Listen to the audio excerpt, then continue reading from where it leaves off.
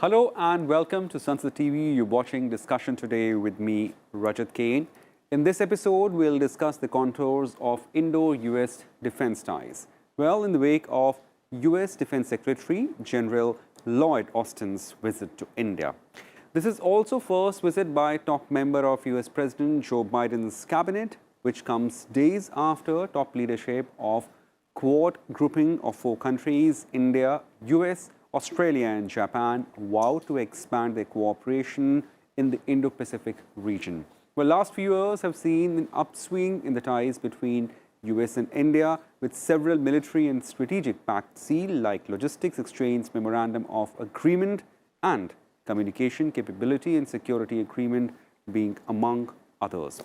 So how will this visit by US Defense Secretary will further deepen ties between the two nations in a lot of spheres? To discuss more on this important issue, we're joined with two guests, Mr. Vishnu Prakash, former ambassador, and Major General Ashwini Kumar Sivach.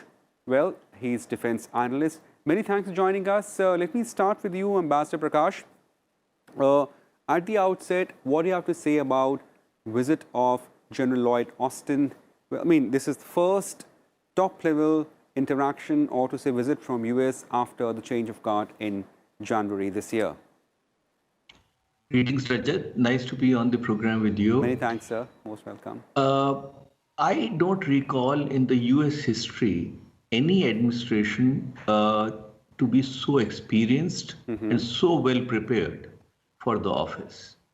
We have been hearing and talking about hitting the ground running, but we have actually seen that. President Biden had his cabinet in place, key members of the cabinet in place within days. Key policy decisions were announced. His outreach to NATO, and then the big decision to make a statement about the Indo-Pacific, about how he is approaching the relationship with key allies and partners. The meeting with China, the conversation with Russia. I mean, this kind of a thing is very rare. Now, let me come to what has happened with vis-a-vis our region. The categorical assertion that Quad constitutes the cornerstone of the American Indo-Pacific policy is unprecedented in the implications, in the speed, and the strategic importance. And as you are aware, on the 12th this month, we had the first ever Quad summit meeting, and where the contours of the Quad were reiterated, and the decision was taken to not only reaffirm the determination to secure the free and open and inclusive Indo-Pacific region, maritime security, cyber security, but also recognizing the strength of India in terms of being the world's pharmacy and to join hands to produce 1 billion doses of vaccine. But let me come to the defense side. In India and the US have become major defense partners since 2016. And you very rightly said that the relationship has been on the upswing. I would go a step further without any exaggeration. The relationship has been transformed. Between 1947 and 2005, for 53, 58 years, we had procured $400 million worth of defense equipment from the US. And between 2008 and 2021, it is already more than $20 billion.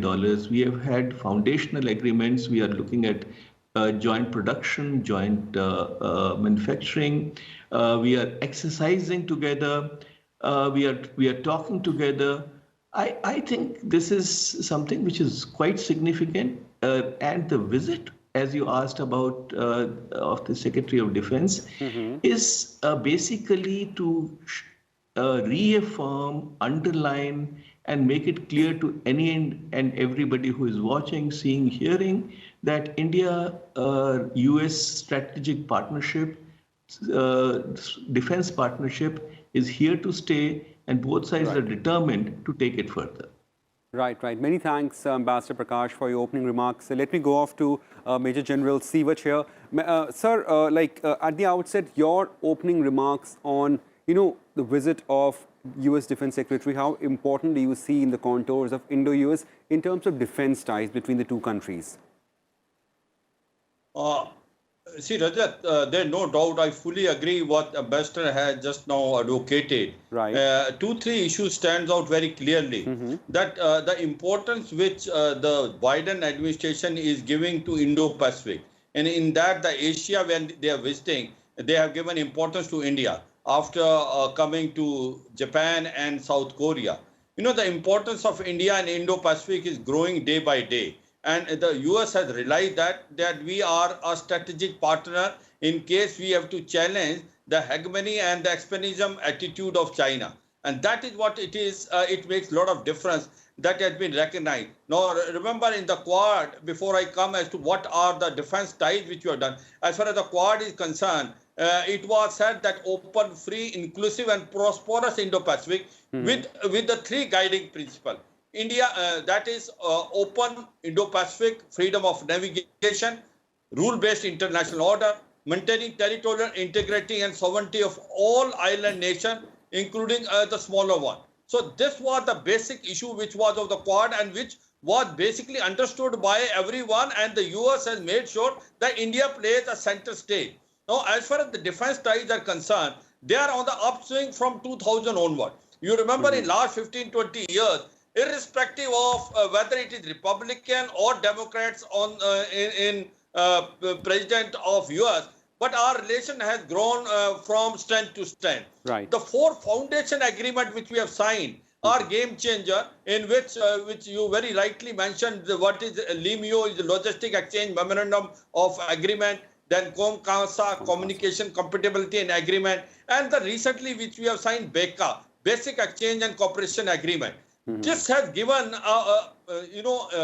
sort of in-look to the Indian forces that we can make use of the latest technology which is there with the US Army in locating the target and able to improve the accuracy. So as on today, our strategic partnership is growing strength to strength by not only that we are cooperating and coordinating, but also type of weapons which we are now importing from America and the technology transfer. Now, if you remember that few weapons which have been bought, the C-17, that is Globemaster C-17 Hercules, then Apache Attack Raptor, M777 ultralight Howitzer, and these guns which have been bought, they will be now manufactured in India itself because the transfer of technology by Mahindra Defense. So therefore, the complete outlook has been changed as far as India and America is concerned.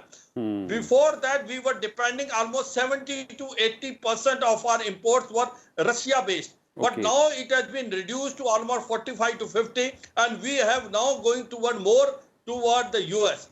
The reason is very obvious. One is the transfer of technology. They are giving you the latest weapon system, and also you are a co-partner, being a two largest and the oldest democracy, and our interests are converging in Indo-Pacific. Having said so, because we have a common enemy called China, which is very clear, which has been, the Lloyd J. Austin, when he was starting from US, he said that we want to ensure that credible deterrence is given to China. So that can only be given in case we coordinate and cooperate, not only US and India, also all other four members of Quad, that is Australia, Japan, India, and US. So overall, it looks to me that the India and US relationship will keep on improving, keep on increasing in status as well as in phenomena.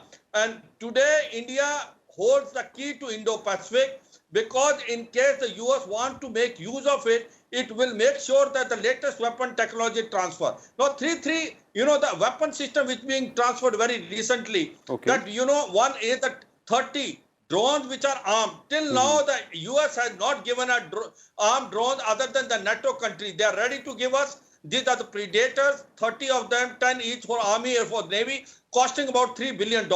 And they have already given us P-81, that is basically long-range surveillance aircraft for our Indian Navy. six more which we are taking from them. So overall, to me, it looks like that the weapon system which today US is ready to give us, earlier it was reluctant to give us. Okay. The transfer of technology was not there. Now still there is a problem between India and US, which we are going to discuss, is that General Sivach, we'll come to the other aspects which are problematic just little later in the show. Let me just have one quick question with Ambassador Prakash here. Ambassador Prakash, I just need to pick your thoughts over, when the administration changed from Trump to Biden. I won't say skepticism. There were, of course, these questions, and usually, analysts and experts, they usually weigh and counterweigh pros and cons about the new administration. Now, with this high-profile visit, so all that speculation or any questions would have been set to rest? I think that goes to the heart of the relationship, and it's a very, very pertinent question. The reason there are question marks over the new administration is what we saw. An example was the Trump administration. They brought about a sea change in outlook. Usually, foreign policy, external policy, internal policy is marked by continuity. But such is the power of the White House or the incumbent at the White House that he can change the policies dramatically. Now, President Trump made US an inward-looking power. He put a price tag to literally any major corporation. And his tone and tenor was quite different. So certainly it requires adjustment. More important the relationship, more critical becomes the adjustment. But fortunately, President Trump was very clear about relationship with India because there was a convergence of interests. And I think two things that he did stand out: the emphasis on the Indo-Pacific region, the Quad, and the fact that China is nobody's friend. And that there was again questions whether the Biden administration will continue or bring about a change. So far, it would appear, and I'm saying appear very consciously, that it will continue because, let's face it, US is the preeminent power. They will do what is in their national interest. Absolutely. And President Biden has already said so in his conversation with President Xi Jinping that they are concerned about the policies. They would want to have corrections made. But let's see. The focus of President Biden is more on economic matters, security also, but economic matters. And he has also told President Xi Jinping that the US is willing to engage China if it is in the American national interest. Nothing objectionable about it. But the big powers have their own way of doing business. And while the first round of dialogue at Anchorage yesterday has been on expected lines, you never know. President Xi Jinping is trying to meet with President Biden on the 22nd of April, according to media reports. So we'll have to wait and watch and see how it evolves. But so far, the policies seem to be on clear lines. The emphasis is something that we are comfortable with. Our objectives and interests are in sync. But let's say the one thing consistent about diplomacy is that nothing is consistent. Let's see how it works out. Well, absolutely right. Nothing is coming. That's a really interesting point. Now, just shifting gears, General Sivach, like you were saying, there is a convergence, mutual convergence of the two countries, and there is a parity in the relationship. Some sticky areas, like what are the sticky areas that perhaps needs to be flattened out as we see more and more interaction between a new US administration and here in India, the leadership in India? Rajat, you see, one issue is very clear that earlier we were depending more on Russia, right, and our 70% defense, equipment was coming from there. We are now changing over, and slowly, steadily, we are enlarging our inventory, going more toward America, toward Israel, toward Japan and France. So it will take some time. Now, the best thing which we are trying to convey is that S-400 Triumph, that is the best air defense system which is available. We have already made a mind to purchase from Russia. This is of 5 units which are likely to come to us in another 3-4 years, which costing approximately $5 billion. Out of them, $800 million as advance has been already given. Now, the America has been always telling that you should not have this deal with it. If you have this deal, you will be then a victim of CAATSA. There will be some sanction which will be imposed, that is countering America interest through Sanction Act, because China has bought it, so has the Turkey bought it. So they have got some sanction which has been already imposed. But India's stand and India point was that it is in our national interest to take this air defense system because this is the best which is available. You remember the US was trying to give us THAAD, that is terminally high altitude area defense system, which they have deployed in South Korea and Saudi Arabia and to some extent Taiwan, and along with the Patriot missile. But still we went for S-400 because that was the best air defense system which was available. So this is the sticky point as to whether the US will still go ahead and put a sanction or will they not. The second sticky point is basically on Chabar and Iran. You know, the relationship between Iran and US has gone nose down during the Trump period. And there was a tremendous pressure on India, and due to which our oil import was almost reduced to nil. And we stopped taking oil from Iran, whereas the Iran oil was the best for us because it cost us less. It has also insurance inbuilt, and it is the closest. At the same time, about the Chabar. You know, the Chabar port, which has been made by India along with Iran, is a gateway to Afghanistan and to Central Asian state. In case if they put a restriction on that or sanction, though the US administration of Trump has given this hint that they are not going to put any sanction on basically on Chabar port. But certainly we want this assurance from the Joe Biden administration also. And we want to make sure and tell him that Chabar is not only important for India, but important equally for US and other players, because depending on Pakistan will be the biggest mistake of going to either Afghanistan or Central Asian state and then connecting to North-South corridor. So two of these issues are very, very important. Third issue which we are now trying to negotiate with US is because both the countries look after their national interest. We are trying to convey that we will like to have a transfer of latest technology and made in India concept. You know, any item which we are purchasing from US, that should be able to be built in India because Atmanirbhar and Make in India will make a tremendous impact. I think these are the 2-3 issues which are very sticky and something will come. And another issue other than defense, possibly the Lloyd J. Austin may speak something about human rights, what is happening in Kashmir.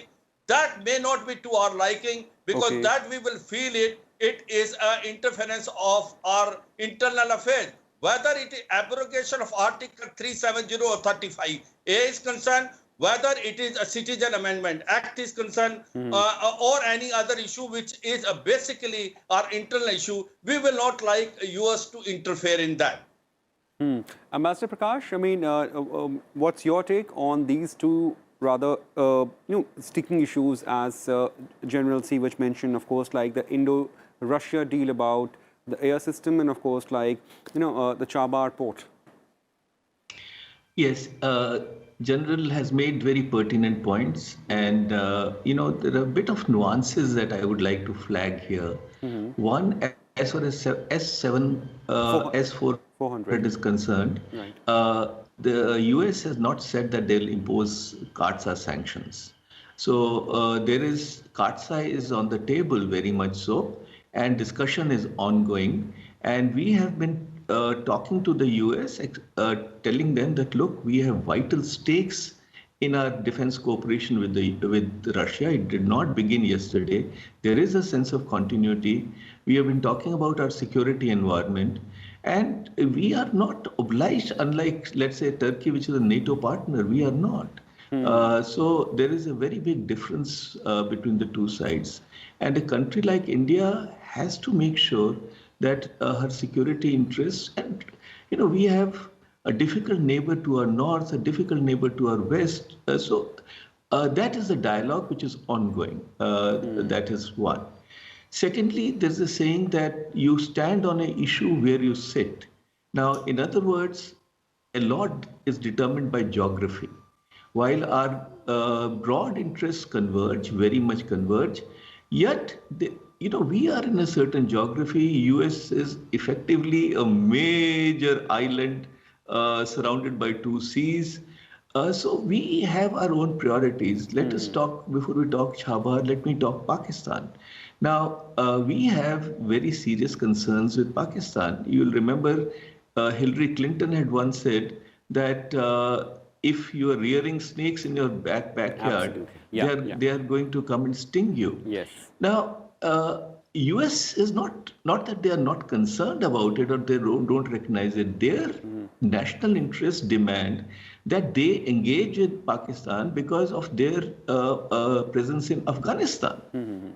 So their supply lines are through Pakistan, their personal work in Pakistan, and everybody knows that Pakistan provides a safe haven for the Taliban jihadis.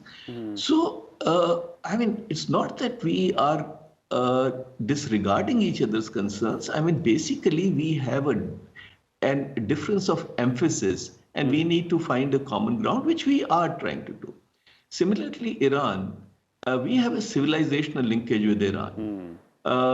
As General Swach said, Chabahar port becomes a gateway to Afghanistan, and for us it is very important. For everybody it is, even for the US it is. So if, for example, JCPOA or a variant thereof is revived between US, European Union and Iran, I mean the ground realities will change. So, but the best part is that we are not talking at each other. We are not talking past each other. We are talking with each other respectfully as allies, as partners. Last point about the other issues that were raised. I think we are quite respectful of each other's sensitivities and concerns. We may not have 100% convergence. No relationship in the world has 100% convergence, whether relationship between individuals or nations. But I think if we have any differences, we will talk to each other across the table, respectfully, put our viewpoint across without trying to score brownie points. That is our expectation. Right. Absolutely. Many thanks, Ambassador Vishnu Prakash, and many thanks, Major General Ashwini Kumar Swach, for talking to us and, of course, bringing to light key aspects of Indo-US ties, of course, which has been on the upswing, and, of course, importantly, the areas which are the problem areas or the challenging areas, which, of course, needs to be flattened out with time to come between the two nations. Many thanks, gentlemen, for joining us, and many thanks to our viewers for joining us and watching this edition of Discussion Today. Well, that's it in this edition of this show. Many thanks for joining. Sunset Today. Goodbye.